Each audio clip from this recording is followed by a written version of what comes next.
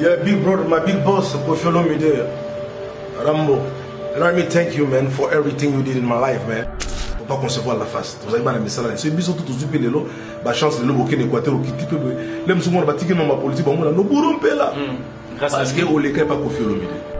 So il y a Robin Nemora, ils allaient et puis ils allaient opinion naïe. N'a pas contesté opinion vérité. Il a beaucoup fait. Il a beaucoup fait de photos, respect à les fils à la caca. Papa n'a soit salé au mabé, papa n'a soit salé au mabé, ou occupé était, ou t'es dans un bâché, mais moi, je ne sais pas. Est-ce que l'eau, parce que la Keiko, ça la vie n'a pas eu, il faut qu'on a profité dans un bâtiment. Moi, je ne ferai pas ça. Donc, on parle de patrimoine. C'est dans le patrimoine culturel et en beau cannabis. Donc, on lui doit du respect. Donc, on parle en Afrique, il faut avoir un respect. On a respect, on a la mukolo, tout ça, on a mais ça nous a monté pour valoriser la valeur africaine.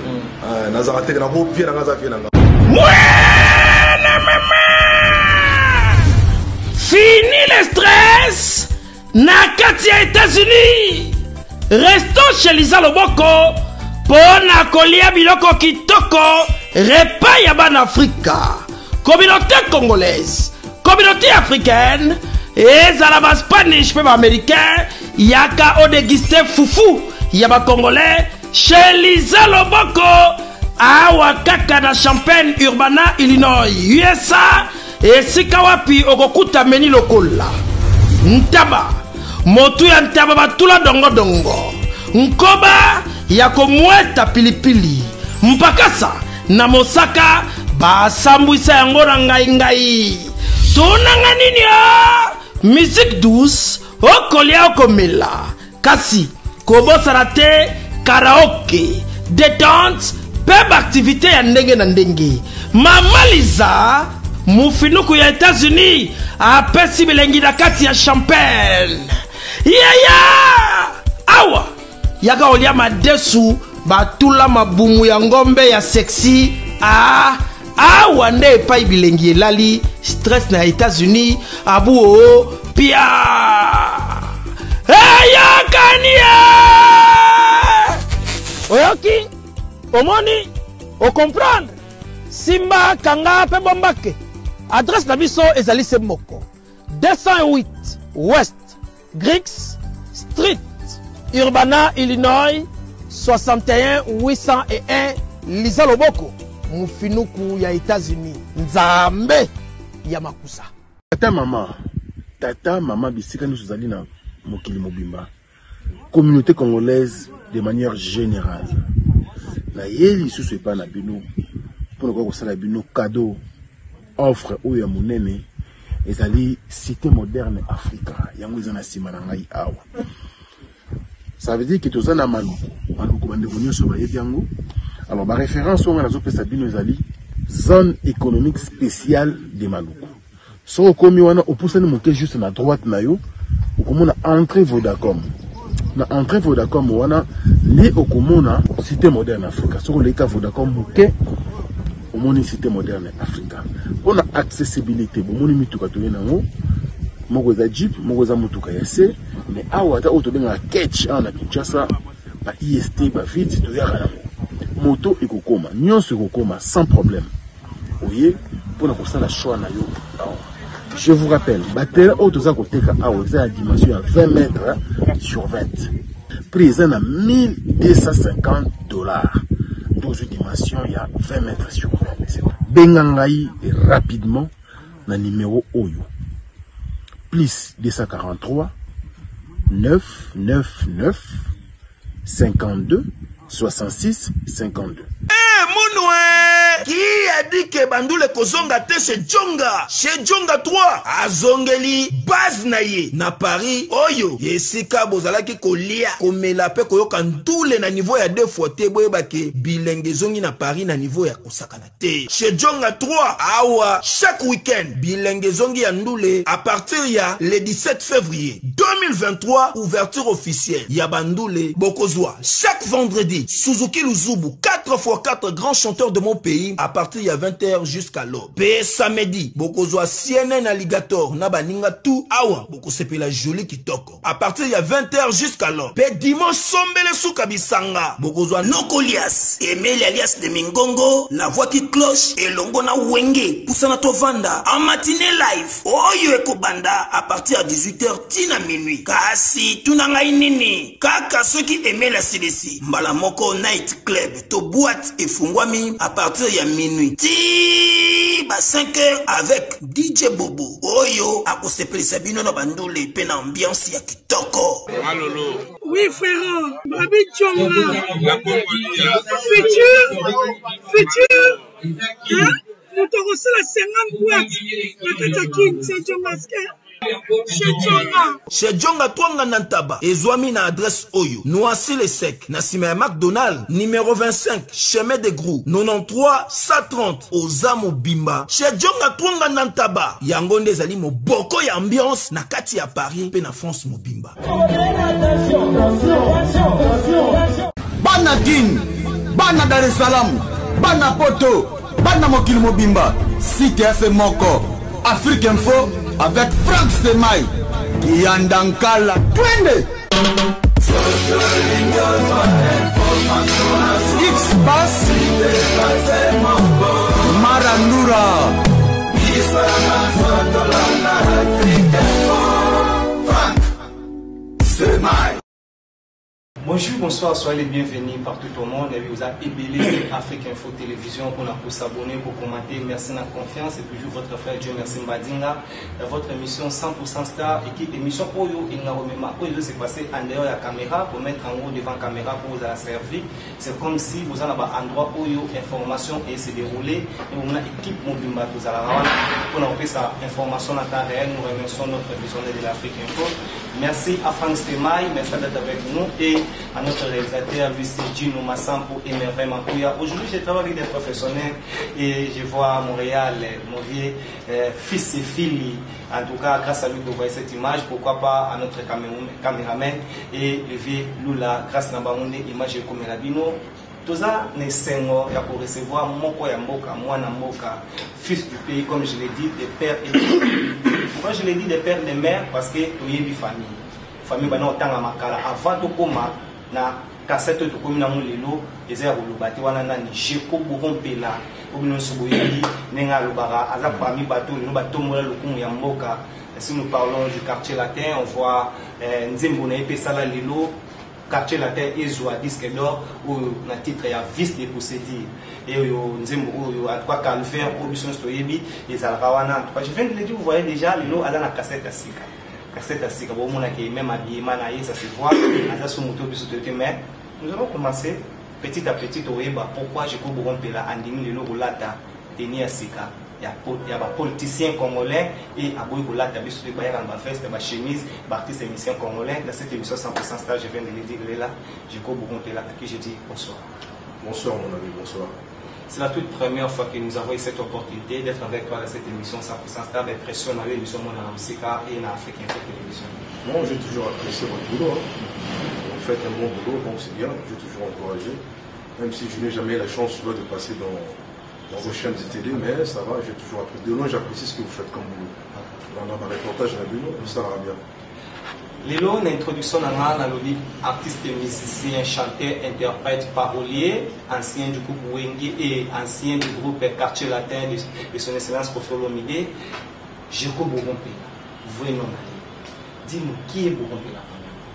Bokompela, Zali, Aza Congolais. Bien mon lobby de père et de mère, parce que mon tuteur est papa, maman, et Nazali, moi, na Congo, na Botami, na Lubumbashi. À l'époque, mon père fut un étudiant. Parce que papa n'a pas un cassapa. C'est ça, à l'université. Donc, je grandis ici en RDC. Jusqu'à ce que j'ai eu ma vision. Et puis voilà. J'ai eu beaucoup de surprise au vieux bon père. Mais mon vrai prénom, c'est Bienvenu. Bienvenu. Mais seulement,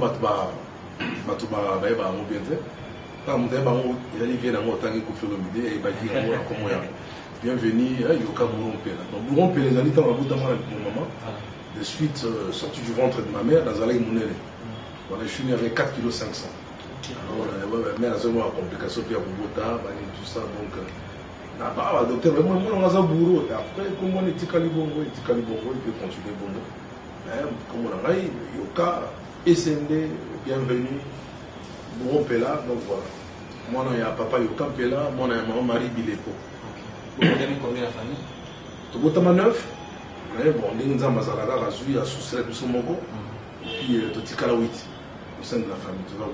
Vous avez 45 dans la famille? On a les 3e. Bourron Pela, licencié, gradué D6. En tout cas, on a 6 dans autant de terre. Parce que la vie, on apprend tous les jours. Donc, du jour au lendemain, on apprend. Même on a 70 ans, on a 80 ans, on continuera à autant. On est dans un réseau, continuer autant. Dans autant, toujours. Comme on peut se ce titre académique.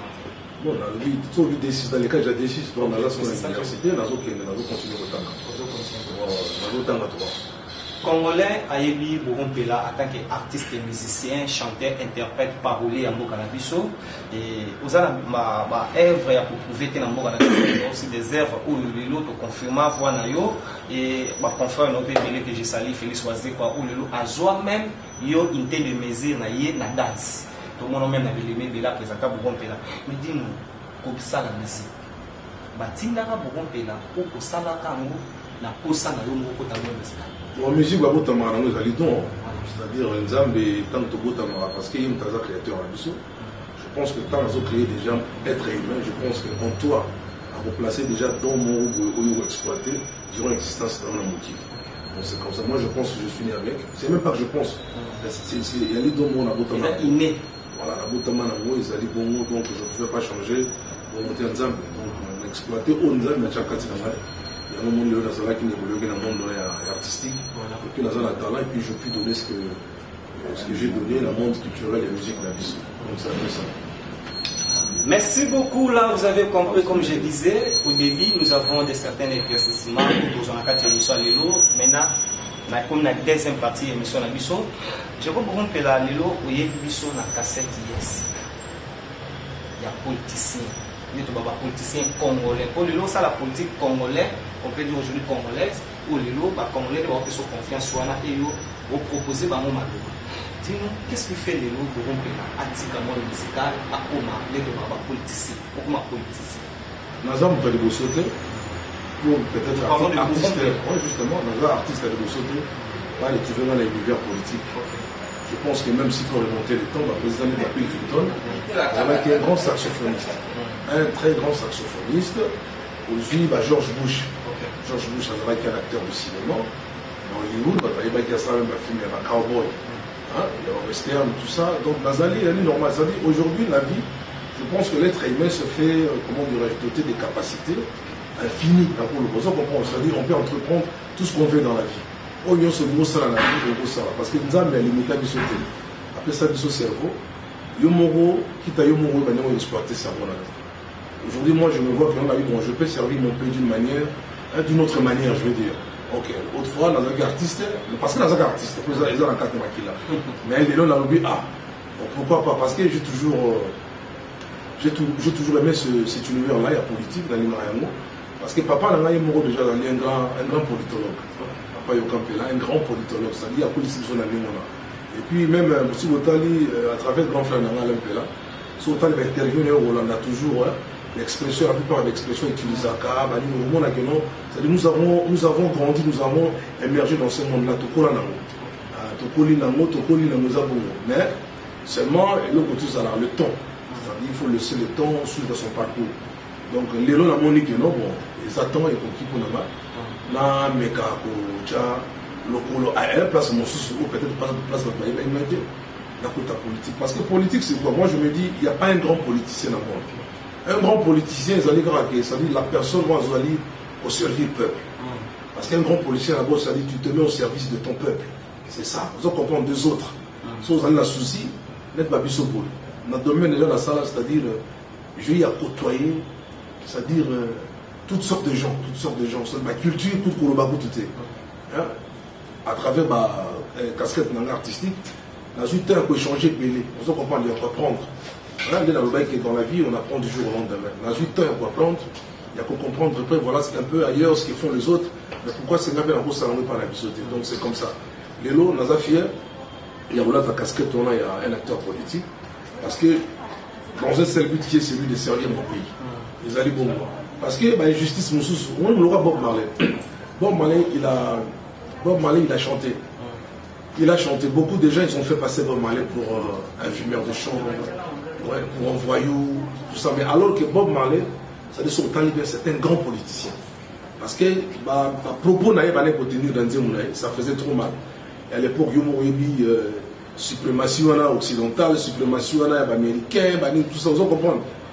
C'est-à-dire la colonisation, c'est la Guinée ou quoi. Par exemple, la colonisation, c'est la Guinée, mais la colonisation, c'est la forme. Les gens continuent les lots. La colonisation, ils ont déjà aboli, non, ils ont aboli. Les autres forment mais dans les gens arrivent là, ils sont combattre parce que seul les gens sont maître et destin à battre. Vous comprenez?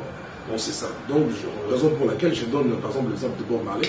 Ça dit, Yoga va chanson, on comprend que le gars, ça dit, il y a un grand politicien. Et moi, en moi, ça dit, j'ai toujours ce souci-là de servir les autres. Et je me considère pour un grand politicien. Ça dit, politique, il y a quelqu'un qui se ramène du jour au lendemain dans une scène de télé, dans une chaîne de télé.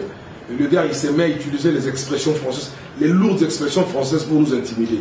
On a quoi intimider comme adieu population, à Bobimselo, moi. Mais non, ça ce sont des propos superfectatoires. Oui, tu vas tout ça, on a du problème, pas politicien. Ah, mais non, ça c'est. Non, il ne faut pas tenir des propos superfectatoires à l'égard du chef. C'est-à-dire, en musulman français, c'est-à-dire. Oh, yokate. Mais alors, c'est pas ça la politique. La politique, c'est d'abord la volonté, l'action menée, vous comprenez sur le terrain. C'est-à-dire, nous vivons dans la société, hein? C'est-à-dire, ce que tu arrives à contribuer, vous comprenez? Contribution, la population, il y a malade, il y a un grand politicien. Nous avons la fatigue béton. Nous avons la fatigue béton. Le président de la République, je salue avec beaucoup de respect. Nous saluons en tant que vrai Congolais. Donc, nous avons mené sur le terrain. Les lots, c'est vrai. Nous avons dit que Babiso, tu peux même bouer au vent dans Mbokao. Tu peux même bouer au vent dans Mbokao. Parce que, un jour comme ça, je sais, j'ai atterri en Djili. La salle de voyage, moi, j'ai quitté Paris, mais il y a quelqu'un, frère à moi, qui est Swahili. Il est Swahili. Hein? Parce que Swahili, mon gars là, mon con, on est tous frères. Tous à c'est une famille. Parce que le tribalisme, Félix aligné à côté. Et nous avons se plané, nous avons se le qu'on a dit, il dit qu'on unifier les Congolais, surtout tous dans la unité pour mon Ça, c'est très bien. Vous comprenez? Il y a même ça, la force, il y a mon bout dans le début. Vous comprenez? Donc, les boké moko, les salams moko. Mais le jour où on a quitté l'aéroport en Djibouti, on a tourné la question à Swahili. On a eu Swahili. C'est vrai qu'avant, on a eu Swahili pour faire un machine, mais on a perdu mon repère. Ah, Swahili, Swahili, Swahili, Swahili. Oh, on habite dans le Swahili. Ah, mais si on a Swahili, on a repéré ce passeport, les gars, immigration, on a peut-être blague, la famille. Non, on a sérieux. Oh, il y a comme un euro parce qu'il y a un monga là à faire chier dans l'immigration. Alors ce n'est pas bon. Aux hommes, ça dit bilo les amalamuté. Mboka oyo tozali na besoin, il y a unité. Ça dit si tozali biso tout unis, il y a un érosa là que non, makambo qui n'est bien. Il y a un moni fachi, a une biso ba méthode wana sur terrain na katia Congo parce que ça moi na Congo. De père et de mère. Même dans ce mon ambi fachi fils moi na biso limité. Tata na eto ebié, leader à démocratie, ya munda ba marche. Ça dit au sens que les autres travaillent mais na bolingo ya Congo. Ça dit en conscience et en âme. Ami Pessi pendant que nous pour aller au Mokana et de trouver la paix. Et voilà, c'est comme ça, moi, je suis dans cette optique-là. C'est-à-dire politique pour Nanga, c'est pas seulement essayer d'intimider les gens, voilà, parce que je suis un docteur ordinaire, tu vois, l'assistant à l'université, tout ça, docteur, je sais pas en quoi. Mais non, je pense que ce sont les actions menées qui font de nous les grands acteurs politiques. Je dois revenir, Bourgompela. Là, nous avons compris qui est Bourgompela, au Unina, au Kanissa, au Nambokanaï. Mais je dois revenir au comité politicien, nous avons. Dans le comité, nous avons déjà. Les gens activé mais moi je ne suis pas quelqu'un qui se fait facilement intimider. J'aime les gens. Politique, j'ai toujours soutenu ce qui est bien. Vous comprenez? C'est-à-dire ma façon moi de vivre, c'est-à-dire nature, c'est déjà la politique. Parce que Tolobi, un grand acteur politique, c'est celui qui s'est mis au service des autres. C'est ça la politique. C'est comme ça. Mon toi est d'accord. Mon toi est vivre dans la société là-bas. Moi, je suis comme ça. Ma nature, c'est comme ça. Même si dans un matin, mais ils allaient les critères de ça, les lots, et là, c'est retrouvé que je suis un bon politicien. C'est comme ça. Aujourd'hui, je peux servir mon pays. Dans le domaine où on a l'hiver, on a la politique, pourquoi pas? Je dois revenir pour là. Les lots, on est dans le bas, on va partir, il y a minene. Tant on bani carrière dans la politique, on l'acception, on l'acception en cassette. Tous, pour l'angala, rose, la bourron, là, dans la partie, nous parlons des IDPS, on peut pas citer tout, partie, mais qu'est-ce que fait bourron, qui n'a pas parti ou anaté, moi, il a parti, oh, il est bani vraiment dans le thé, ils ont parti à Sika, mais on dit, on s'engager, dans CIS, où il parti, où il surtout, il met pas comme là, 11 mois dans la création, ils ont vraiment, on a pas député, et il est banité, mais qu'est-ce qu'il fait? On dit, on a parti. Parti Nabiso, Congo Innovation Sociale. On a toujours innover. Innovation, c'est-à-dire, aux gens qui ont mabé, nous doit porter au Yamalam. C'est ça l'innovation. Vous comprenez? Autant qu'IDPS. IDPS, beaucoup me savent IDPS pourquoi? Beaucoup me savent IDPS pourquoi? Parce que le Sphinx, le défunt papa Etienne Tshisekedi, Wabundi Bitumba pour la démocratie, Congo a retrouvé la liberté d'expression. Mais il a mené un combat loyal. Vous comprenez? Qui biso ba Congolais photo louer yango, vous comprenez? Ça dit dans le bien que ceux qui aux partis à mon néo parti à mon été, parti à mon les alliés au yazo azali na vision bien pour la mboka. Vous comprenez? C'est ce qui fait la grandeur d'un grand parti politique. Yango wana. Ça dit ceux qui partis aux alliés pour défendre vision net lelo. Dans le phrase moi on a vu au moment exemple il y a blague on a ça on a vu au moment pilote mususu akumba avion même passager. À quoi ça va passager va faire une erreur parce que le pilote qui a avion mabi. Même si va na okumba so avion te mais lobi nango pilote anga il susu. Abosani que notre bon passager bat. Fala va na non te sali que notre 3 mois il susu oh non. Bo pesa nga avion na kumba ngo na que ne va passager mais ce ko au moins va passager ngo. Ça dit ko goma ki liboso o lembite au moins continuer ko moment va passager non. Parce que combien d'avions on a la lacune. Vous comprenez? Ça dit la déontologie musala et sal musala malamuté et ça fait que non voilà passager belé va se retrouver ba koufi. Vous comprenez? Créer ba mawa na kata ba famille ba tumususu. C'est comme ça. Les aneti politiciens mususu. On a la gouverneur, on a la ministre, on a la tel DG à telle entreprise publique, il y a public, on a la boy. Au sala. Mais au sala non bien té. Mais lo boye li susu. Toujours mon andi na zo mon ba panneau. Au mona ba jesu ba panneau na bango. Peuple a voté bango. Moi, les rapports basiques, ça peuple a bien entendu. C'est-à-dire, on dirait que c'est 5 émissions à bango. Moi, je pense que dans la émission, en parlant de grands partis politiques, Congo Innovation Sociale, nous sommes un grand parti politique. Yokanga, Zali, Congo Innovation Sociale, d'abord, nous soutenons la vision du chef, de notre chef de l'État, Fatou Mokonto Moulou. Le Congo Innovation Sociale, Zali, un grand parti politique. Aujourd'hui, nous avons eu un projet de société.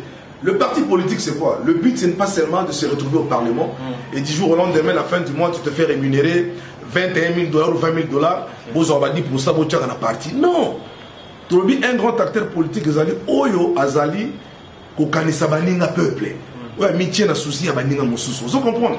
C'est-à-dire, donc, je vais dire quoi? Un grand parti politique, moi, je suis fier aujourd'hui, tu vois, de faire Yakouzanaka un parti politique. Vous comprenez?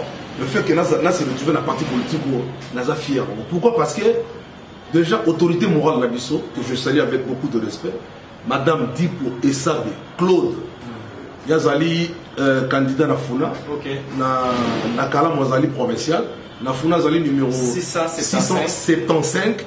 Bana Funa bo voter Makasi, pour Yazara projet pour la Funa, Makasi. Maman sociale.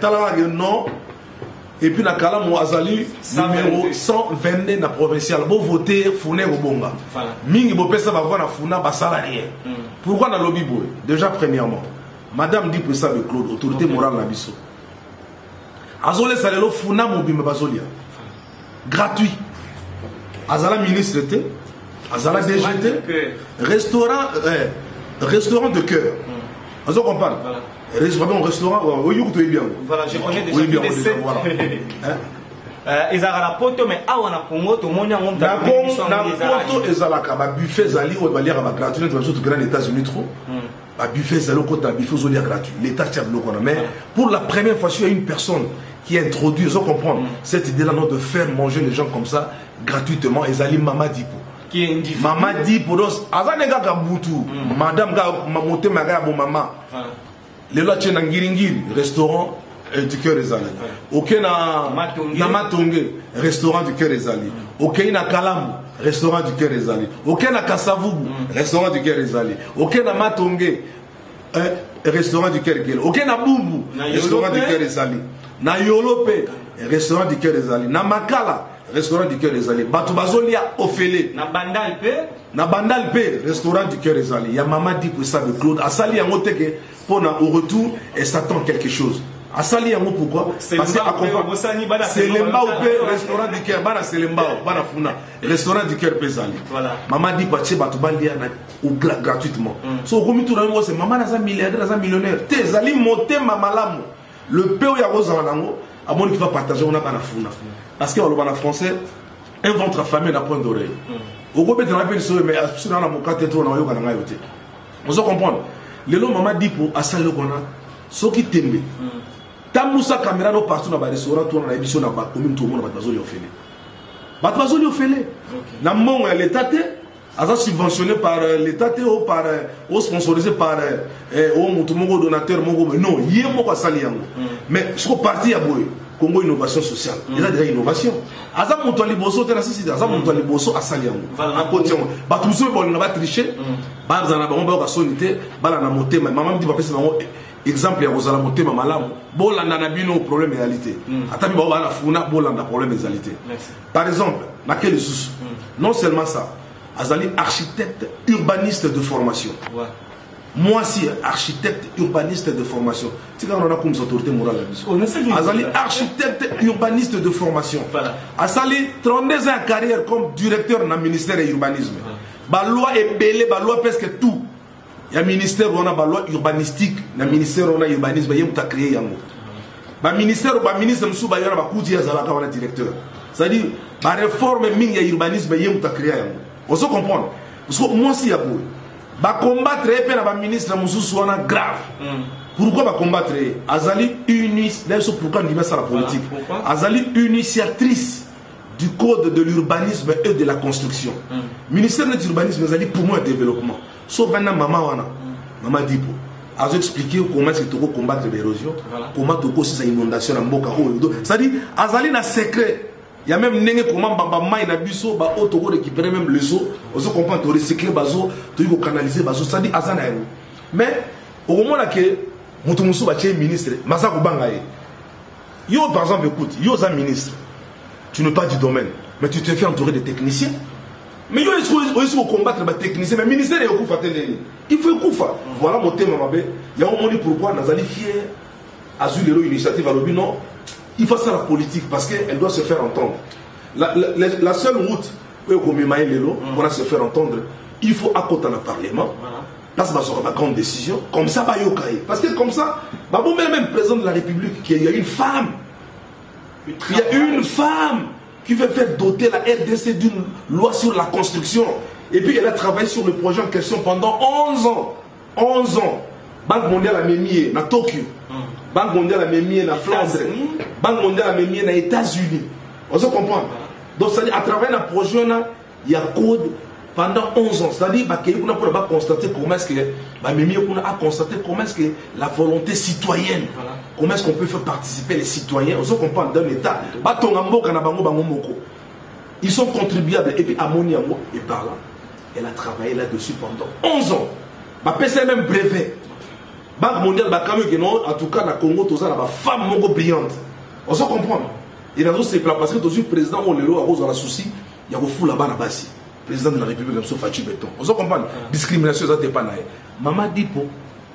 Aïe, n'a pas de vérité. Bah, image Ezali, bah, preuve à l'appui Ezali.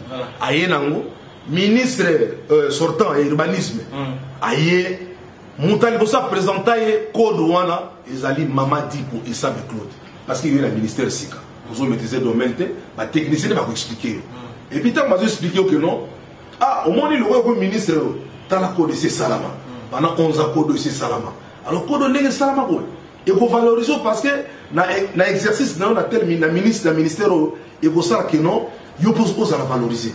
Alors, appuyer code pour le Parlement. Il faut non, il fait mal à Congo.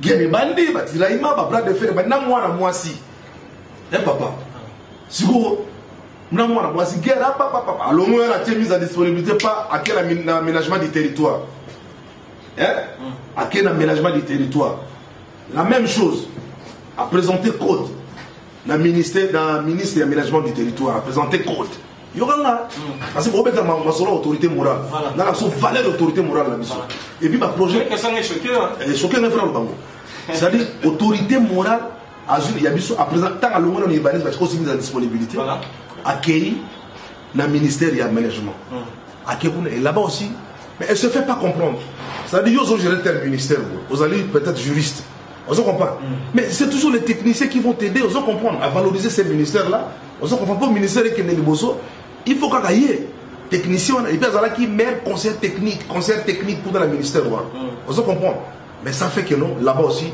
mais on a elle s'est fait passer naïveté incomprise je veux dire comprenant qui était donc qu'est-ce qu'il y a mais finalement naïveté on va entourer le président de la République parce que jusque là on a vu Fatih a travaillé seul il a travaillé seul mais mon toit ça a monté mon malade le président de la République il doit se faire entourer de gens bien bateau bazali na compétence on se comprend dans telle institution où il y a l'État au Tchèque on se comprend à aider le ministère de tout le monde peut créer un emploi on se comprend c'est quoi parti à bon on s'est retrouvé on a atteint la carte merci beaucoup on se combattre l'autorité morale il y aura des soucis les lots sont au Kenya na Bumbu na Bumbu Kende madame Dipo Esabe Claude autorité morale a foutu toute une école en charge accompagné gratuité il y a mon condi gratuité à scolarité il y a mon condi on se comprend mais l'école privée cette fois à mon équipe maman ba tout ça va descendre mon bon na compte parti donc maman ba lelele maman bana bazotanga te bazobengana bana na classe bazobengana bana boye bana moya balse et ça lié ma alors non bloc avec cause à la tête ils ont un restaurant de Bazoliate, mais il faut que vous ayez contribuable pardon, dans le secteur de l'éducation. Mon conservateur a prôné. A prôné pour la gratuité de scolarité. Maman dit pas oui. École, on a une affaire à 900 et quelques élèves. A foutu les ballons minerval, année mobimba. Quand il y a parti dans l'innovation sociale. Est-ce qu'on a toujours innové? Si on a qu'il y a une partie où vous allez dire que non. Autorité morale là-bas, avion pilote moi avion kalakosa va passager va kufa les loyers va passer sur avion kuma pas bon passager mususu non tika nga biso tozali mais bana ya Congo innovation sociale et puis à part ça na kate école wana madame dit que ça l'action c'est-à-dire à distribuer la fourniture scolaire na bana tout de bana tala ba maman ba sepeli ba lobia nzamba zalokum je pense que ce qui nous manque nous acteurs politiques ce qui manque aux acteurs politiciens congolais, je pense que c'est cet esprit-là. Non, c'est cet esprit-là de vouloir aider. On s'en comprend. C'est-à-dire aujourd'hui, c'est des gens qui sont renfermés à eux-mêmes. On s'en comprend. Balingi pour la ouverture. Balingi, c'est-à-dire méthode de travailler sur l'intérêt personnel. Et ça ne fera pas avancer les choses dans ce pays. C'est pas bon. Moi, tu vas combattre Fachi Béton. Vous avez fait ce programme scolaire, gratuité scolarité. Oui, vous combattre. À quelle gratuité maternité pour la maman, vous pouvez combattre. Allez, mais c'est quoi? Beaucoup de manani finalement. Je pense que tous ont la chance. Fachi pour un mandat à 50 ans. Merci beaucoup, Jacob Bourompela. Avec lui, nous avons des certains éclaircissements, en tout cas, télévisés à Rangonga, mais petit à petit, là, vous comprenez que Bourompela au Kenya. Mais je voudrais, Lélo, nous parlons de elle, maman, au Lélo, Funa Mubimba, Kalamu, Balbite, Maman Boué, Uzalarawa, Pibana Kala. Et Abana Osala, sans caméra, cette fois-ci, nous avons eu cette opportunité. Il y a autant Molanaye, na district Naye, na président Kalamu, na Funa, pour voir de certains dons au Yassali, Makambo Yassali, vous comprenez que maman, en tout cas, je ne voudrais pas dire de certaines choses, mais on suit cet élément et on se retrouve tout juste après pour continuer cette émission 100% Star. Il est là avec nous, chez Bourompela, politicien, et là vous avez compris. Alors, si les gars dans le plateau à 100% Star, nous maîtrisons les bébés. On suit cet élément. Na yena Mambo Galaxy na kuti poisson tala mbisi pe ya mwana te haza minere te haza mukolo ndoboko liango familial botondi mbisi basangisa na crevette kaka ye mbisi basangisi ye na makemba basangisi na poivron basangisi na céleri basangisi na pomme de terre basangisi ye na munganza donc mbisi azwi vitamine baza lisusu na ngulu baza lisusu makayabu brochette oyo tobengi kamundele mayebo ndo biloko nyonso ya mboka pa Galaxy Mambo tozolia c'est Mambo Galaxy azosala pa na bana mboka yango wana congolais mpona esika oyo kolela or ke bacongolais toyebani osali 6 mois bobundi na propriétaire tie mosapi na liso mais Galaxy Mambo 8 ans quel restaurant eza mosika te. Au numéro 137, rue André Carman, à Aubervilliers, composez vite les 07 53 28 89 07. Galaxy Mambo, c'est du waouh.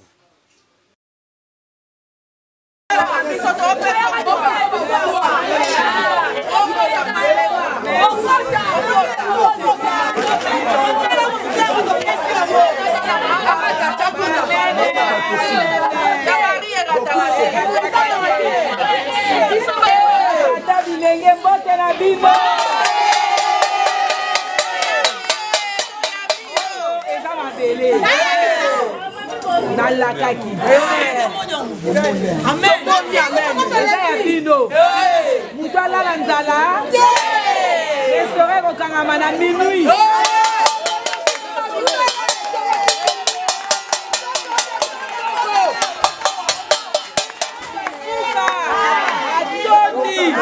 Bobozana ba région ba gaz. Amen. Mutu aya beti porte ofungoli gaz olambele. Amen. 10 minuit. Mutu alingali ya mapa misato ye. Alingali ya mapa mine ye. Bana mboka batonda. Akende élection ya kotonda. Akende élection ba ye matamba. Tolingi nzala te. Toboyi kuluna. Kuluna eza nzala. Fazer eza nzala. Bakolala ta libanda wa. Tokotia pante. Baban. Bale balembi bavandi. Olakende koboma. Akende okata machete kozwa lipa. Lipa eza wa. Sepeli hein.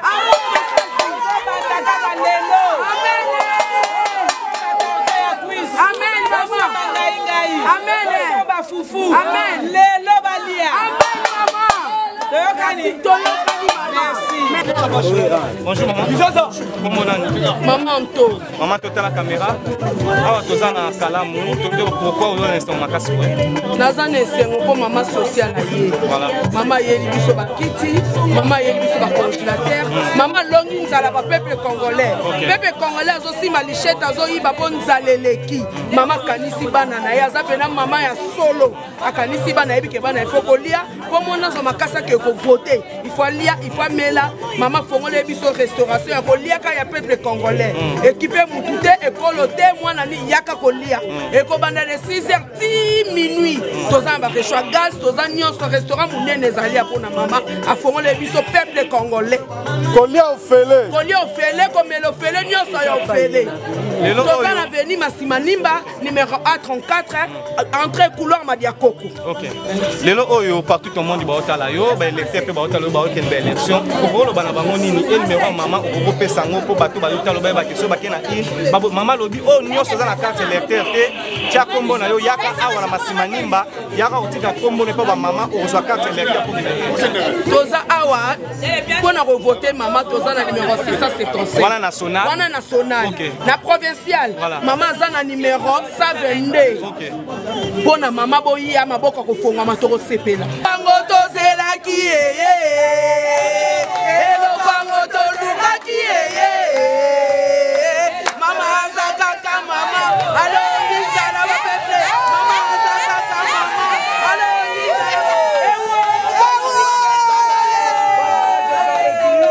Ça passe toujours comme ça. Bonjour. Bonjour. Comment on a papa? Comment on a Claude Famba, le voiture, alias Kokuba, Voilà. Kokolo, tout le monde est au tableau nayo, banda magasin. Pourquoi notre tableau journal le tableau ouais, le journal est là, banda est depuis magasin. Normalité, tout tableau est pour la maman Claude Dipo Issabe. Alors maman Claude Dipo Issabe, trois candidate dans le cadre de Funa. Oyo, aza candidate dans le cadre de Funa. Tout tableau pour la bana ya Funa. Tumemeli bangoni, tumemeli bango, un restaurant d'Ikea. Tobanda na Jakarta. Moni to kiti babiloko na Jakarta. Wana matonge. Ah, ce que tu es na Masimanimba. Masimanimba. Na matonge toujours. Na matonge toujours. Tu es au tika biloko pour un restaurant d'Ikea. Voilà. Alors, bita mamezani. Bita mameza aller sa funa mumba. Après ça bana funa misala. Maman zo pesa kaka ba restaurant d'Ikea. Maman zo pesa sur du travail. Donc maçon, menuisier, électricien. Donc tout genre ya matomaboko, tout genre ya misala ya maboko. Maman azo pesa misala. Donc yango moni lelo, to ira wane moni événement de yawa. To tiki biloko nyonso lelo ba congélateur, ba kiti, ba nzungu, ba nini tout. Restaurant bandakaka sikoyo kolongwa na biso awa. Bango mabandi mamo batwandu ya olia ofele. De 6h à minuit. Okay. Dans ma vie. Bazota la yo, maman za candidate, kalam bazota la yo. Pour na voter maman na funa, il faut pas voter numéro 1er. Pour na voter maman na funa, toke na national. Numéro eza moko. Maman Claude Dipo Issabe. Okay. Numéro 675. Maman Claude Dipo Issabe numéro 675. Alors pour na voter na kata na kalam. Okay. Na kalam maman numéro yali numéro 122. Maman Claude Dipo Issabe. Donc mingi vous votez maman, mingi vous boulez maman très bien. Au restaurant d'Ikea restaurant damage les ofélés, au babengi chima les ofélés. Voilà. Merci beaucoup. Merci. Très bien.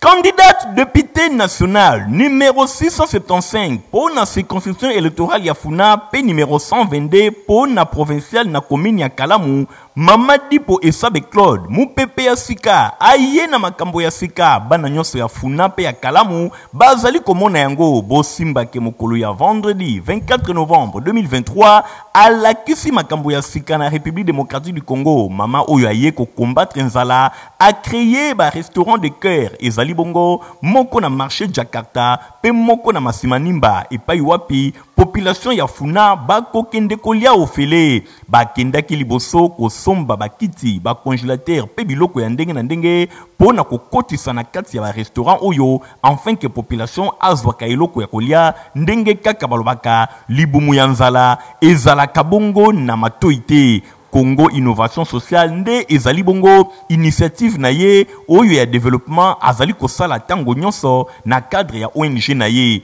bo simbake awa bakomaki na Jakarta batiki biloko nyonso bakomi pe na Masimanimba batiki biloko nyonso population ya Funa asepeli ndenge moko Mamadi po Issabe Claude alobi ende opangusa maya miso ba mama na Funa ba mama bazonga nesengo bana wana bazonga bato eloko yo restaurant de cœur na salaki yango na po na bango mais lelo na ko comprendre que ezali ka bango te ba mama batata pe bazaki na nzala donc mutu nyonso akomi kolia osimba ke population pe na ngambu na ye bazanga kite kotalisa esengo na bango pona makambo ya sika nazana esengo makasi.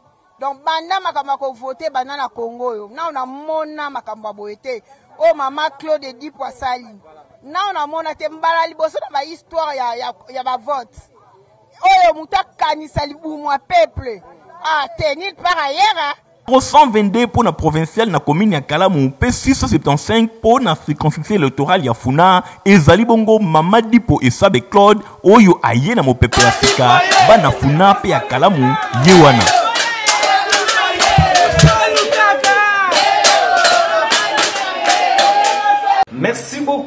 vous avez compris, j'ai travaillé avec des professionnels. En tout cas, merci à vous, équipe Mobimba 100% Star. Et Jérôme Rompela, là, nous avons vu les images, nous n'avons rien à commenter. Mais je voudrais savoir, il y a beaucoup de gens qui nous suivent partout au monde. Olobi Bele Bosalime, projet de société à partir de Binoche Congo. Il y en a déjà où vous proposez, n'a pas Congolais, pas passer nos projets de société. En tout cas, Congolais, on peut ce projet de société. Des projets de société, ils allaient œuvrer à Yomoko. Voilà. Ça dit du jour au lendemain, tu te réveilles. Ils allaient te créer. Voilà. Au créer idée, hein, au créer le Moko. Ça dit, ils allaient idée. Ils allaient idée Moko. Ça dit Yomoko. Je vais mettre ça en pratique. Vous comprenez? Donc c'est comme ça. Biso Congo Innovation Sociale. Il y a ma autorité morale, Madame Diko Sabe, Claude. Donc, parce qu'il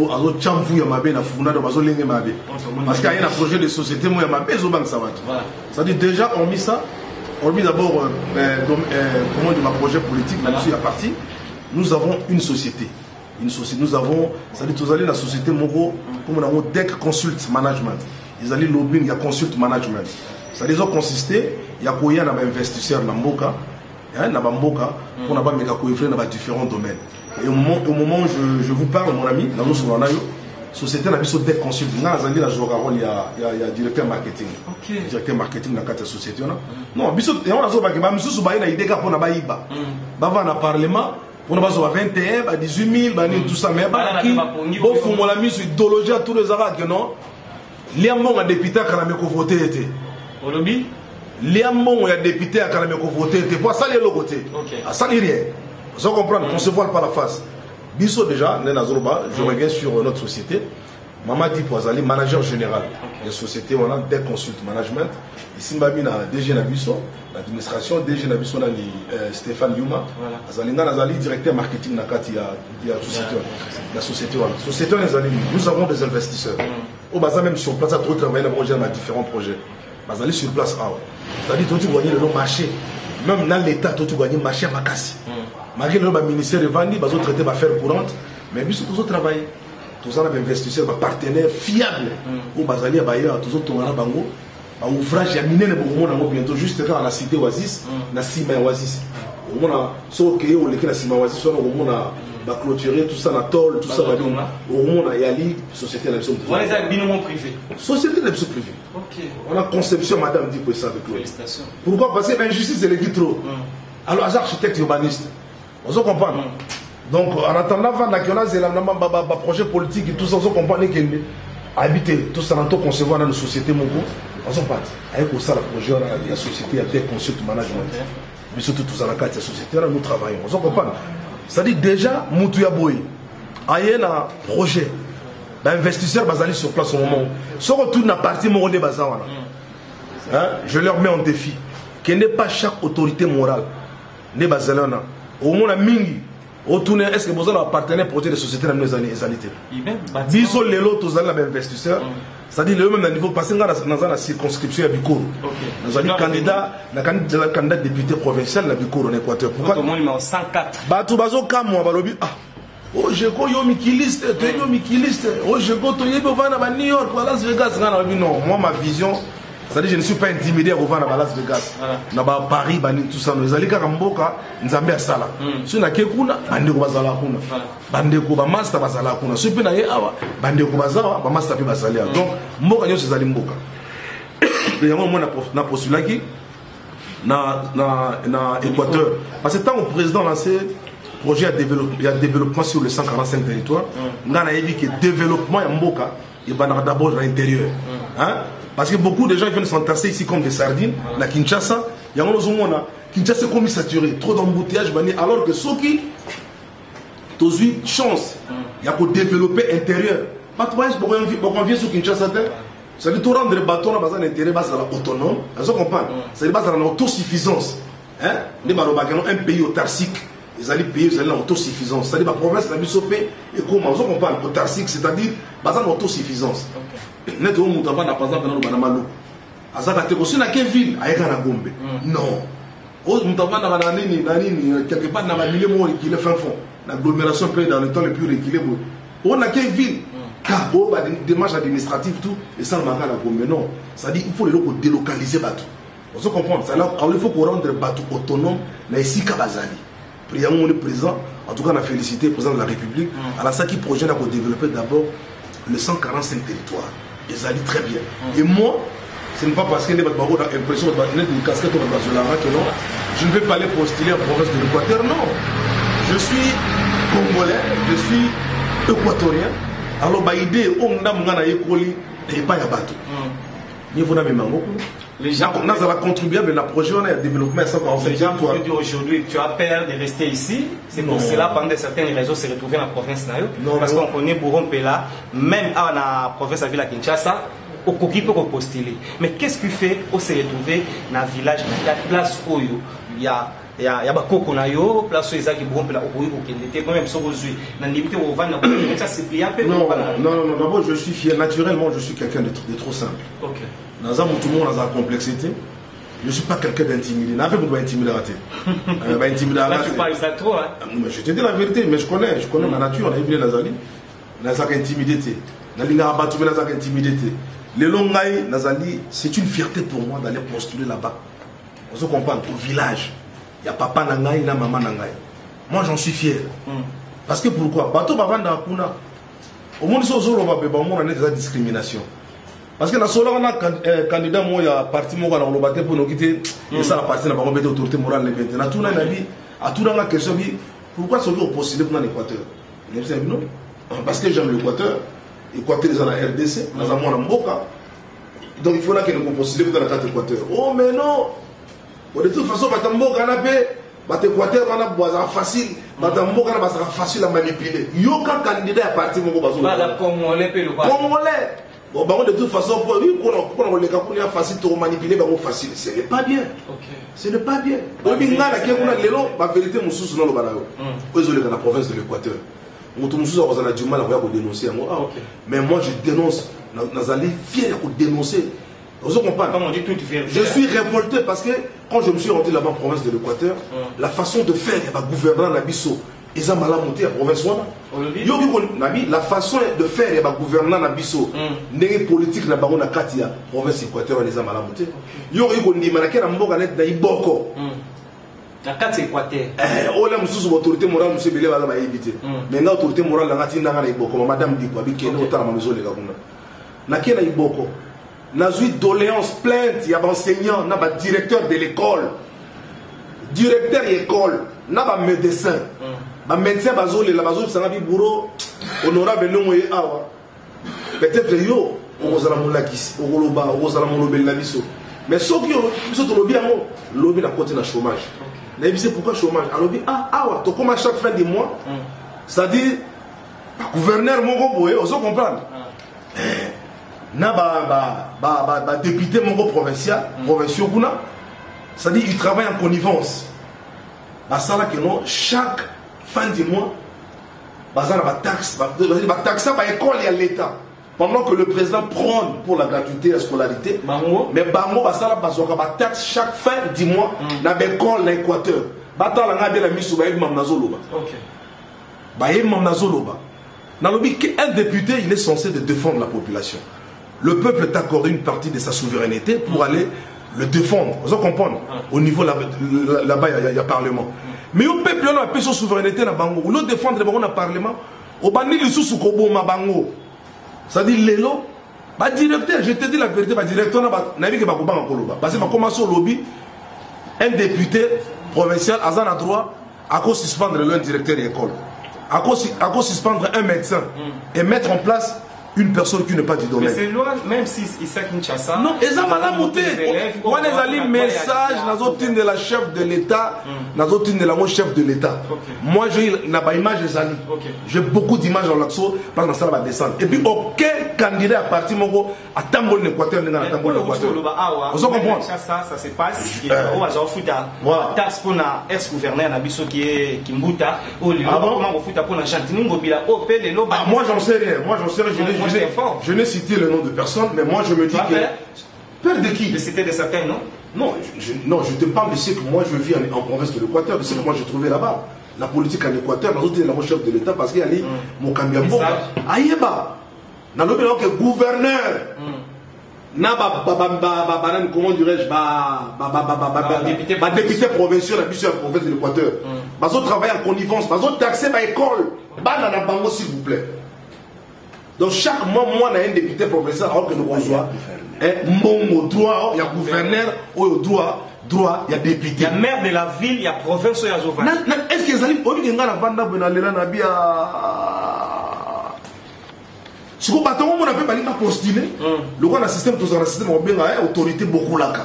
Baliga beaucoup là. On va grand bendre. Beaucoup là. Beaucoup là. Beaucoup là. Population. Beaucoup là. Beaucoup là. On bendre beaucoup là. Non, je te permets pas. Non, je te dis parce que pourquoi parce que écoute, non, laisse-moi parler. Pourquoi parce que la population sont crevée. Du moment où la population crève de faim, qu'on crée ma manigance pour continuer à infliger encore la souffrance à la population. Et ça n'est malabouté, ce n'est pas bon. C'est déplorable cette mentalité. Mais au moins, on a battu ceux qui fatiguent béton. Le président de la République a quitté la Bandaka. Bandaki va faire la cravate. Ah, civilité, le chef de l'État. Bande d'arnaqueurs. Bazali, ce sont des arnaqueurs, ces gens-là. Il y a un zone la ville population de la province de l'Équateur. Il y a partout, il y a Congo Mobimba. Binotou. Il y a province. Bokeba. Parce que ceux qui. Bon, ben c'est sous chance. N'a pas pilote à Kala. Oh, bah, quoi ça qui, bah, kumba qui a fait, bah, passager, bah, quoi qui, bah, kumba, bino, les sous. Beaucoup, bah, y a bien, bah, on va quoi qui dans le désert. Mais nous, beaucoup, dans la maille, bah, ngando, bah, lebiso. Bah, ngando, bah, bah, ngubu, et pour pourtant, bah, kati biso. Pour la mona, bah, biso, bah, congolais, ça dit, tout ça, trop de sentiments. Et mon mona, mais mon tout, bah, il a salé l'autre côté, bon, ça qui est pouvoir. À saler l'autre côté. Mais donner la chance aux autres. Aujourd'hui, je pense que dans nous, c'est là quelque part parce qu'aujourd'hui, on nous réclame une nouvelle classe politique. Dans Mboka, pour la changer. Mais c'est très bien. À un certain moment, il ne faut pas se voiler la face. Il faut cracher les morceaux tel qu'il est. Vous comprenez? Makamboana et Zalibete. Et puis, dans le Mboka, Équateur. Comment est-ce qu'un gouverneur, en la mesure, il y a créé un fisc partenariat avec l'étranger pour investir dans Mboka? Comment ça? Une province aussi riche telle que l'Équateur. Tout ça n'a même pas agropole. Oui, bien agropole. Un agropole, je vais expliquer. Un agropole, c'est quoi? C'est la toute première route. Je vais expliquer. Un agropole, c'est la toute première route technopole spécialisée, on comprend, à mission spécialisée à l'agroalimentaire. On est à l'épisode. Donc la toute première route technopole à mission spécialisée à l'agroalimentaire. Et tant que présence, vous prenez par exemple sur le développement du secteur agricole. Il faut industrialiser l'agricole. Dans le but que tu utilises des pesticides, des produits pour la chimie, tout ça, non, c'est pas bon. Mais dans le but qu'on développe, c'est-à-dire qu'on pèse un autre sens qu'on développe. Parce que les lots, quand tu vois les alliés, premier producteur, il y a café dans le monde. Il y a Afrique, premier producteur. Mais est-ce que quand tu vois l'équipe sur le café, à l'équipe sur le cacao? Non, mon ami. Avant les premiers producteurs, il y a cacao. Na ba café bani maintenant biso tozana na café ko leka bango tozana ngala kana na mboka na biso na biko kuna na territoire parce que la chance à kotambola pelé mais na moni ba cacao be na koti na zamba papa na na zamba moi mulele kuna ils ont moi je pense qu'il a fait là-bas 250 hectares mais na koti kuna ba cacao ezoko ya ngo mungu ozo kamata ole na mutakolia zate ozupela muso ba kiki mo ekuya ki be kiki mo oti qui a récupéré c'est-à-dire que tous un pays tellement riche que et tous zanga un bon politicien on se comprend Nengbo Bana Lubaki how long shall they killing your prophet and then you just stay steady and look c'est-à-dire que ma vérité là mais yo va croiser les bras tu es en train de regarder d'admirer le mal de contempler ce mal là non il faut dénoncer le mal ma Congolais to comme un plaisir to comme un courage à dénoncer le mal. Vous comprenez? Il y a mon moni, parti dans le Congo Innovation Sociale, autres accompagnés, Vision Moukantombolo, le chef de l'État, l'autorité morale, la Bisso Mamadi pour ça de Claude. Ou à Zobangi Salero, parce que n'est pas côté politique, le ministre est à Zobanga. Merci, il y a même code il y a construction. La loi sur la construction, il y a ça. Sauf que Meki, beaucoup de débat, confrontation, bien maman dit pour ça. On va mettre chaos. Merci. Parce que ma preuve, ils ont une image, ils ont dit que non. Azo pesa ministre Pius Mabilou. Nous avons des images. Azo présenté code. Puis ça veut dire qu'ils ont mandat. Ils ont compris dans 4 ministères pour la première fois. En appui Azalaki présent, Banque mondiale Azalaki présent. La vidéo est allée. Après 10 jours on a mis non. On a organisé la télé, on a mandat pour la loi sur la construction. Tout ce qui va Jeko. Botika Bachiwana.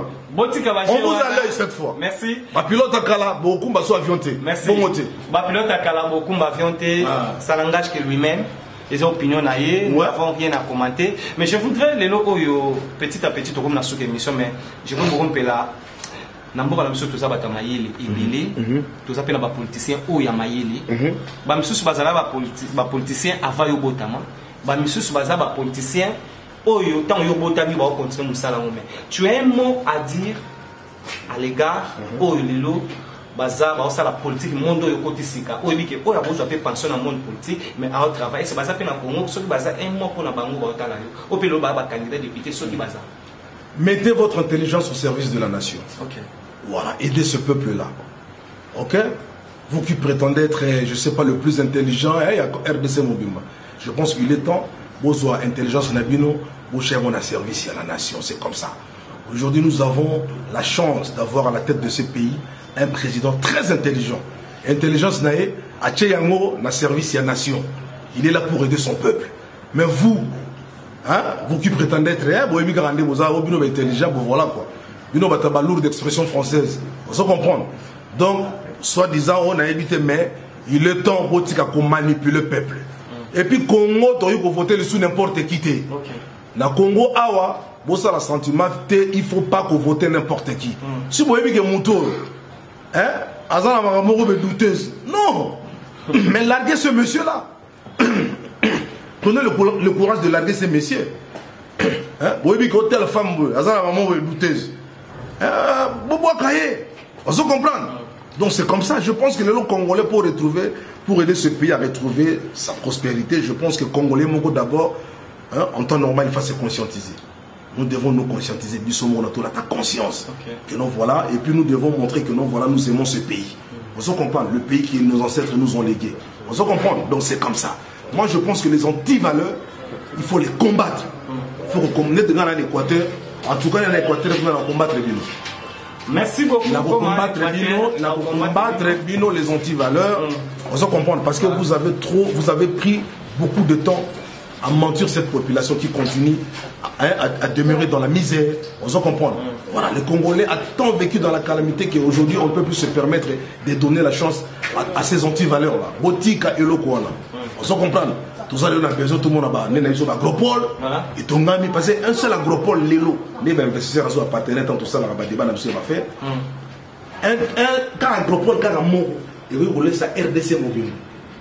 On se comprend. Tous exporter, tous importer, ça dans le monde entier partout. Les deux se comprennent. La carte ici, Bibanga. Un seul agropole. Mais côté, tout ça, la forêt. La plus grande réserve sur comment dirais-je, les problèmes de réchauffement climatique, ils allaient les forêt équatoriale. Mais la forêt équatoriale, on entend l'agropole mon côté.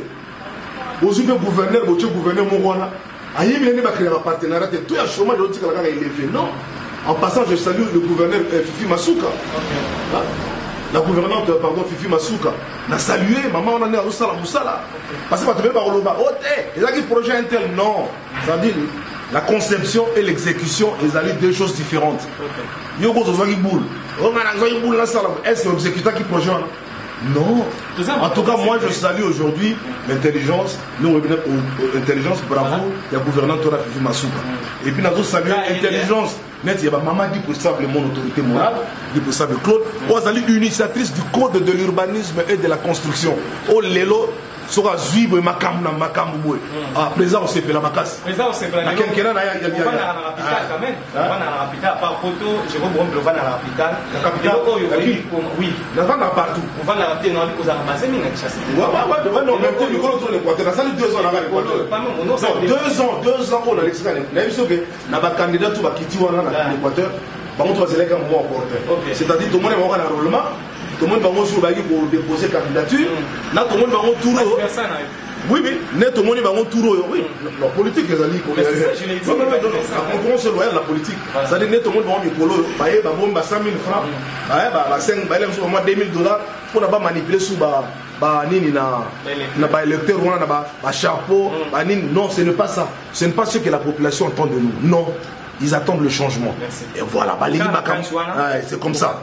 Et puis, dans le village, c'est Natamboli, notre 15 villages d'accord. Merci. On revient pour toi chez Terra. Et puis, l'image est allée à l'appui pour le Sangoa. Merci. Voilà. Nous avons gouverneur ou la maire de la ville, le prophète de ville de Kinshasa, qui est Chantilly Bila. Un mot pour le gouverneur Nabiso, 5 ans Salina Pitouana, côté positif et côté négatif. C'est-à-dire que les lois sous au sein de la Congolais, au sein de la Colayo, et va voter un mot pour naïe et pour la Moussalo Yassengamo. Il a côté positif, côté négatif. Dans le lobby, s'il y a une personne que moi je vais féliciter, durant les 5 ans haut. Voilà. Parce que pour gérer 5 ans au président, Fachi a gérer, il y a une facilité. D'abord, président Fachi, à Zumboka, la période, la pandémie coronavirus. C'est-à-dire, monde est qui fermé. Monde des ala qui fermé, monde des ala qui fermé. C'est-à-dire, échange libéral. Les ala qui soutiennent la carte à monde. Même si on comprend. C'est-à-dire, cet échange libre. Même si on comprend. L'échange libre, que non, les lois qui connaissent, les lois qui ont chez Congo qui c'est-à-dire, même Banzela tout, même transport, à niveau, comment dirais-je, transport maritime, et Katanaki, transport aérien, on comprend. Et Katanaki, c'est-à-dire, Azu pouvoir, dans un moment où c'est un moment très difficile. C'est vraiment très difficile parce que puis il a et moi je le félicite parce que pour gérer à peine aussi beaucoup comme président de la République aussi pouvoir mais aux autres gérer dans un moment très difficile et à qui blabiter parce que corona il ravagé tout le monde là il ravagé ça il ravagé tout et puis à part ça quand abonné que corona ici il a lancé la concertation nationale. Concertation nationale, c'est-à-dire que non Congolais tout nous devons nous tendre la main. Tout se retrouve autour d'une table et tout bon samboka. Mais là encore, il y a les bâtons dans le roues. Parce qu'on comprend des visionnalités. Vous comprenez? Donc, ce qu'on prend la question tout le monde, s'il y a une personne qui a travaillé, Nambogo Yara Yemo Fachi. Gouverneur de la ville a travaillé. Il faut que s'il y a une personne, papa, s'il y a une personne qui a travaillé dans Mbokao, la seule personne qui a fait renaître, vous comprenez à nouveau la confiance, vous comprenez l'amitié avec les Congolais. La seule personne qui a redonné encore une fois l'espoir aux Congolais qu'on peut continuer à y croire. Il a travaillé seul. Papa Boniko, il a travaillé seul. Candidat député. Papa, on dit qu'il y a un projet à président de la République, il a créé la réforme, il a non. Fachi a travaillé Yemoko. Et c'est quelqu'un à féliciter. Il cherche ses actions des appareils. Azali Moutou to féliciter. Papa, il y a une gratuité à maternité. On est allé, il y a une.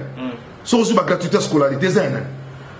So aussi le loba, par exemple, il y a raffinerie. On se comprend. Dans la province, ils allaient en so aussi ma réalisation fifi basu kazo sala wana. Ils allaient en ils allaient aider en so aussi par exemple à Congo. Aussi réhabilitation à université. Ils allaient en idée en so aussi ici na Caro, bazo sala les en. Tout ça c'est pour donner de l'emploi aux Congolais. On se comprend. Il y a une fabrication, par exemple, le pour fabriquer des bus Lelo. Pour fabriquer des bus Lelo. Et ça, il y a Fachi. Mais il a travaillé seul.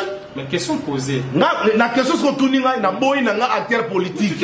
Acteurs politiques, on a parce qu'ils n'ont rien proposé aux Congolais. Et là, comment on va proposer salité? On se comprend. À part Fachi à faire confiance à nouveau, tout continuer pour croire. Il y a Fachi a besoin d'acteurs politiques animés de bonne foi ou accompagner la prochaine quinquennat. Merci beaucoup. Parce que Tobo il tendance là tu peux retirer s'il vous plaît. Tu peux retirer les acteurs politiciens pourquoi? Parce que Tobo il tendance yakala. Ils ont un cas parce que tu vis vraiment. Na beto li solo genga ba kolanga na ndeko nanga muswahili pona lobi swahili te. Alors que ça muswahili ba ndeko nanga, muluba ndeko nanga, mungala ndeko nanga. To boy tendance wana. Lelo nous avons la chance d'avoir Fachi, c'est-à-dire un président qui est libéral, fils du pays. Tata Rena maman est leader de la démocratie. Tout ça na ba marche. On comprend. Aibi souci peuple, aibi nzala peuple. Lelo faudrait pas que tout se voie la face. Président n'est pas photo chacun dans ma bonne tous les jours. Et puis la plupart de nous on a encore un exercice dans telle institution où l'État banne tout ça, même ça Oh, bah qui si elle allait pas 7 jours, 8 jours, Fachi, le premier jour, on a start, tout le monde le premier jour, il a confié le pays aux mains de Dieu. Ami Seigneur, ça dit c'est à toi, ce pays-là est à toi. Ce que nous avons monté, on n'allait pas exister sur cette terre. Merci donc, beaucoup. C'est quelqu'un loué. Avant de finir, nous parlons. Sans comprendre. Donc, tous les marques à sa politicien, nous reconnaître. Makamba santé na mboka na émission na mboka na biso jeune na la province d'Équateur manga na moni kuna epesa na kanda. Nous avons des jeunes qui ont étudié, tous en ba jeunes au basis ba université, tous en ba jeunes compétents, mais juste bazo chômer parce que tous en ba gouvernement bien. Voilà, qui gouverne cette province. Merci beaucoup, Mpela. Avant aussi le Sanabi que nous avons réussi à cette émission 100% Star, Jeko Mpela, qui est candidat député provincial. Et aujourd'hui, nous parlons de lui. Mais je voudrais, dans un monde musical de Mpela, nous avons vu de certaines émissions, ex-patron Nayo, pour le au-delà, aux gens, sur le monde, on a été aux gens, même les aînés, qui est Kofi Olomide. Bah, dire, il y a des collègues, nous, qui sont verrier, et intervention Naye.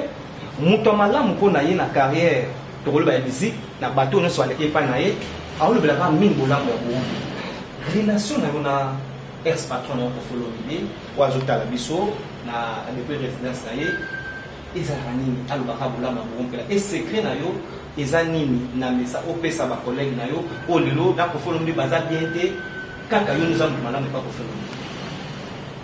Yeah, big brother, my big boss Kofi Olomide, Rambo. Let me thank you, man, for everything you did in my life, man. Merci, na oyo sala pour la vie d'angai. Voilà, la boss d'angai. Vous comprenez, en Afrique, il faut avoir respect. Ngai respect, ngai na goza la mukolo, tout ça, ngai ma pende nini. Mais ça nous a monté mon pour valoriser la valeur nabissu africaine. Nous avons été na go fier na zafi nanga. Vous comprenez. Et puis à ça la pe bola mo c'est belé trop. Batala ka côté ma bête. Parce que mutumo ko na bonté yeso zati. Voilà, donc, Ngaï, là, c'est pour la vie. Sauf qu'il y a Robin Nemora, ils allaient, et puis, ils allaient opinion. Ils allaient contester l'opinion, ils allaient relation. Tout ça, ils allaient gérer relation. Ils m'ont il a pété les rois, les cas, on a orchestre. Parce que tout ça, il y a un misala. Il ne faut pas concevoir la face. Tout ça, il y a un misala. C'est bizarre, tout ce qui est là, la chance de l'Équateur, l'Équateur, qui type, l'aime souvent la bâtiment, ma politique, nous bourrons là. Parce que les cas pas Kofi Olomide. Vous comprenez, Azali est un grand acteur culturel et un beau cannabis. Parmi, c'est-à-dire surtout il y a un bateau, qui va véhiculer, vous comprenez, message culturel, il y a un beau cannabis au Congo, pour faire Azali parmi les numéro 1. C'est-à-dire, il a beaucoup fait. Il a beaucoup fait de photos, respect à l'effet de la caca. Vous comprenez, il y a un papa, soit salé au Mabé, papa, soit salé au Mabé, occupé était au titre d'Anzamba jugé mais moi je ne pas pâté les personnes sont comprendre donc c'est comme ça n'a su qu'on fait le bien en tout cas n'a pas d'abord parce que tout ça dans la relation bien ils allaient malade est-ce que nous parce que dans la pays pour ça la vie dans ailleurs il faut qu'on a profité aux en bâtiment moi je ne ferai pas ça ça dit l'homme intelligent l'homme sage a bien à se comporter puis étant africain n'a pas ça va valeur il y a monsieur africain Aza vient dans Aza Mukolo Aza grand acteur, ali grand star. Vous comprenez, ali patrimoine. C'est le patrimoine, ali patrimoine culturel et un beau cannabis. Vous comprenez, on lui doit du respect. Ils allaient normal. Bon, on peut là devant caméra, devant caméra. Au bout de la famille en Bourg. Mais tu as besoin de cette ouverture. Au bout de la famille, la famille est conscient. Oui, merci à la conscience. On peut pas nous dire que vous allez pas amitié. Faux. La famille consciente dans le Gabon. Merci. Le lot au bout de cette devant caméra, avion de Bosso Bourron Pela, à matin à vie, famille de Maït, ça y est, bien pour faire le bon, père dans Lazare étudiant, avec Kassapa, on comprend, c'est université dans Kassapa. Pendant le Lubumbashi Nayawa. Ils ont un avion. Ils ont un avion. Ils ont un avion. La préciser. Voilà, mais pour le bac, non, c'est vrai que pour la poteau pour la première fois, c'est-à-dire qu'on a six dans un diplôme d'État. On a latin philo, on a six dans un diplôme d'État. Et après, tout de suite, tu vois, bon, on a banni cycle universitaire, tout ça, banni, papa, et ça, les gagner au 4 parce que la vie nous a toujours réservé des surprises. Alors on a tout et ça qui et c'est plus ça qui vient. Alors il a 17 ans, 16 ans. 16-17 ans. Mais à l'époque, déjà toute ma famille basée en Europe. Moi, oui, on a les gars en Alain, on a un peu là. Je suis à fan de Chokulenda que je salue beaucoup. Viens dans Bambote Bela avec beaucoup de respect. Chokulenda, vous tapez ça goût, il y a un artiste face à la propre. Voilà. Allez, la Chokulenda fan. Fini le stress. Nakati ya États-Unis. Restons chez Lisa Loboko. Pona kolia biloko kitoko. Repas ya ban Afrika. Communauté congolaise. Communauté africaine. Ezalaba Spanish même américain. Yaka o déguisté foufou. Yaba congolais. Chez Lisa Loboko. Awa kaka na Champaign Urbana Illinois USA. Esika wapi okokuta meni lokola. Ntaba. Motu ya ntaba batula dongo. Nkoba ya komweta pilipili. Mpakasa na Mosaka basambwisa yango na ngai. Tunanga nini ya? Musique douce okolia okomela. Kasi kobosana te karaoke, détente, peba activité ya ndenge na ndenge.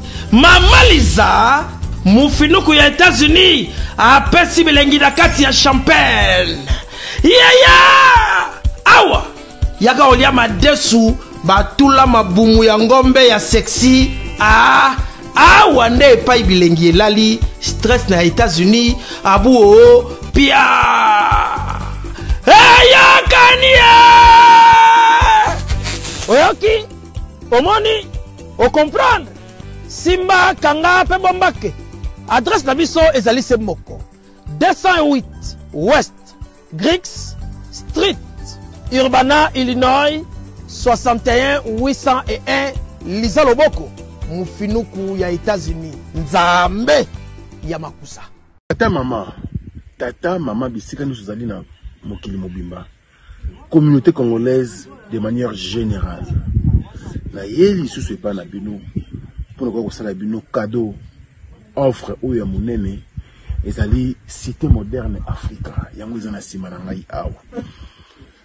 Ça veut dire que tous na maluku bande bonyo so ba yebiango. Alors ma référence on a zo pesa bino ezali zone économique spéciale de Maluku. So komi wana opusani monter juste na droite na yo okomona entrée Vodacom. Na entrée Vodacom wana li okomona cité moderne Africa. So le ka Vodacom moke omoni cité moderne Africa. On a accessibilité bomoni mituka to yenango moko za jeep moko za mutuka ya se mais awa ta auto benga catch ana Kinshasa ba IST ba vite to ya kana moto ekokoma nyonso ekokoma sans problème. Oye pour na kosala choix na yo. Je vous rappelle, batela auto za koteka awa za dimension à 20 mètres sur 20. Prix à $1250. 12 dimensions, il y a 20 mètres sur 20. Bengangai rapidement na numéro Oyo. Plus 243 999 52 66 52. Qui a dit que Bandoule Kozonga te chez Djonga 3 azongeli base naye na Paris oyo yesika bozalaki kolia komela pe koyoka ndule na niveau ya 2 fois te boyeba ke bilenge zongi na Paris na niveau ya kosakana te chez Djonga 3 awa chaque week-end bilenge zongi ya ndule à partir ya le 17 février 2023 ouverture officielle ya Bandoule Bokozwa chaque vendredi Suzuki Luzubu 4x4 grands chanteurs de mon pays à partir il y a 20h jusqu'à l'aube. Pe samedi, bokozwa CNN Alligator na baninga tout awa boko sepe la jolie kitoko. À partir il y a 20h jusqu'à l'aube. Pe dimanche sombele souka bisanga. Bokozwa Nokolias, Emeli alias de Mingongo, la voix qui cloche et longo na wenge. Poussana tovanda en matinée live. Oyo eko banda à partir à 18h tina minuit. Kasi tunanga inini. Kaka ceux qui aimaient la CBC. Mbalamoko Night Club to boîte et fungwami à partir ya minuit. Ti ba 5h avec DJ Bobo. Oyo akosepelisa bino na Bandoule pe na ambiance ya kitoko. Malolo. Oui frère, Babi Djonga. Futur. Hein? Nous t'aurons la 50 boîtes. La Katakin, c'est Djonga. chez Djonga Twanga Nantaba ezwami na adresse oyo Noisy le Sec na sima ya McDonald numéro 25 chemin de Grou 93 130 Oza Mobimba chez Djonga Twanga Nantaba yango nde ezali moboko ya ambiance na kati ya Paris pe na France Mobimba. Bana Guine, Bana Dar es Salaam, Bana Poto, Bana Mokili Mobimba, Site FM Moko, Afrique Info avec Frank Stemai, Yandankala, Twende. X-Bass, Marandura.